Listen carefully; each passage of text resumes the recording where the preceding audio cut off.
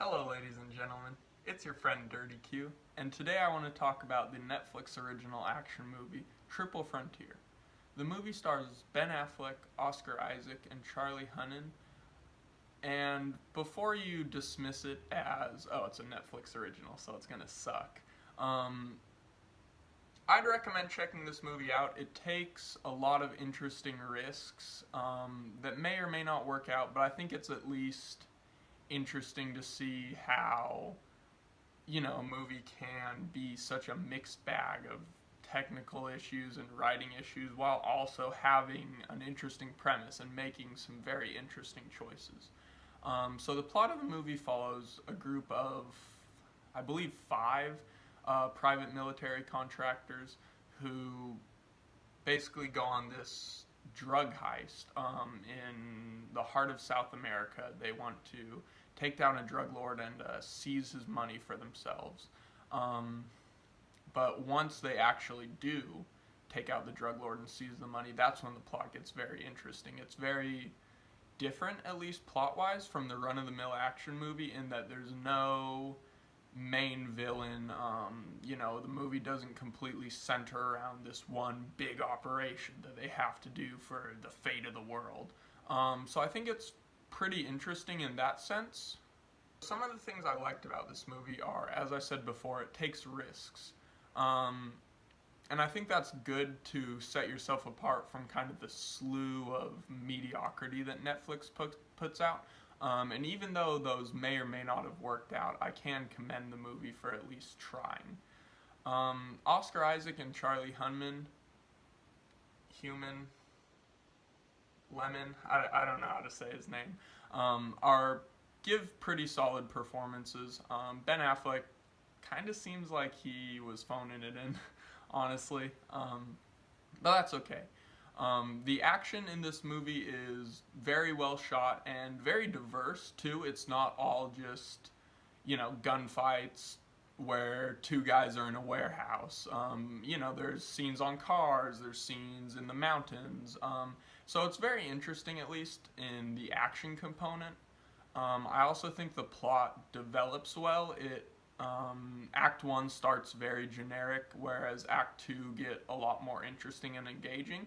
I also think it does a really good thing that not a lot of movies do now.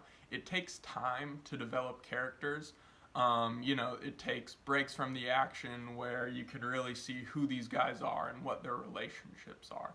And I think that's really good because it makes you care about the characters at least a bit.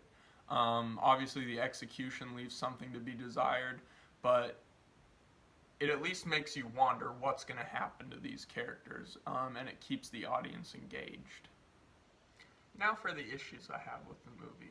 A lot of the issues I think stemmed from either poor planning in the writing or just inexperienced writing.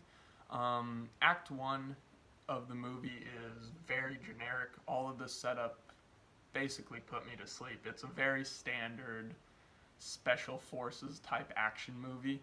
I also think the pacing has a lot of issues.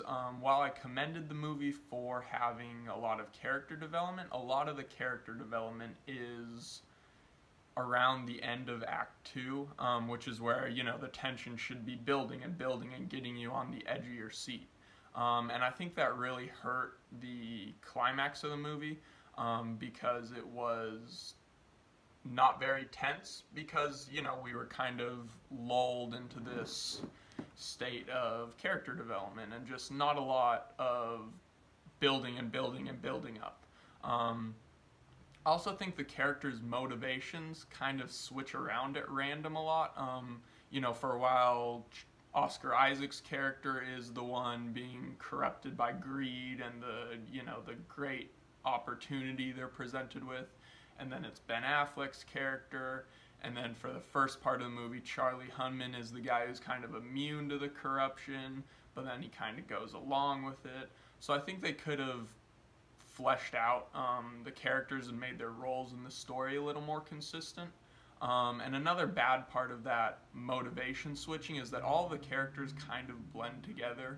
There's not really one character who's distinct from all the other ones.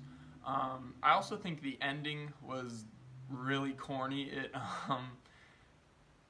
I don't know, it's just exactly what you'd expect from a much dumber action movie, um, which kind of bogs it down and left a bad taste in my mouth. The music also at times doesn't match the tone of the scene it's in, so it can kind of lessen the impact of what's happening on the screen. The movie also is shot very prettily, but the color palette is very washed out, gray, green, blue, very boring from a color perspective, in my opinion. My consensus on the movie is I can't fault it for taking risks. You know, I can't fault it from trying to break the mold and, you know, being made with a message and at least having a reason to be made. However, technical issues like, you know, the poor writing, I think really bog it down and make it just a very average movie in general. For that reason, I want to give Triple Frontier on Netflix a 5 out of 10. It's, you know, completely an average movie to me. It does some things good, it does some things well, but it didn't leave any sort of lasting impression on me. It didn't really make me feel anything. It didn't really open my eyes to anything about the human condition. So for that reason, once again, 5 out of 10.